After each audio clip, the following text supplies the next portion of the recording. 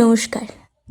মাঝে মাঝে মনে হয় যে আমরা স্টুডেন্টরা এত কষ্ট করে অ্যাসাইনমেন্ট করার পরে যখন সেই অ্যাসাইনমেন্টটা আবার আমাদের ফেরত দেওয়া হয়, তখন মনে হয় যে আমরা স্টুডেন্টরা কি এতটাই নগণ্য যে আমাদের অ্যাসাইনমেন্ট করার কোনো দাম নেই, জানা নেই সেটা।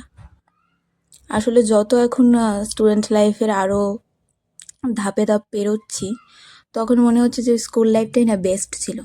ওইখানে কিছু না বুঝলেও বুঝিয়ে দেওয়া হতো, কিছু না পারলেও সাহায্য করা হতো। আমি কিছু জানি না বা আমার এতে কিছু করার নেই, এরকম কিছু মন্তব্য হয়তো আমাদের শুনতে হতো না। আর গরমের জলটা না একটু বেশি বেশি করে খাবে।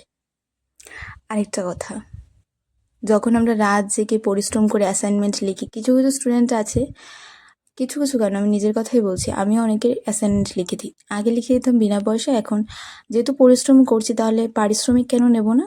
100 টাকার বিনিময়ে কিংবা 50 টাকার বিনিময়ে আমি অন্যদের অ্যাসাইনমেন্টও লিখে দিই। কিন্তু একটা কথাই বলবো, আমরা যারা অনেক কষ্ট করে অ্যাসাইনমেন্ট লিখি বা বানিয়ে নিয়ে যাই, তার সঠিক মূল্যায়নটা করা দরকার। যে দেশে যেটা পাওয়া যায় না সেটা আমরা কোত্থেকে আনবো? তাই স্টুডেন্টদের একটু এ ব্যাপারটা ভাবা উচিত আমার মনে হয়, সমস্ত শিক্ষক শিক্ষিকাদের। আর বেশি কিছু বলবো না। সমঝদারোं के लिए इशारा ही काफी होता है, এই কথাটা নিশ্চয়ই আপনারা শুনেছেন।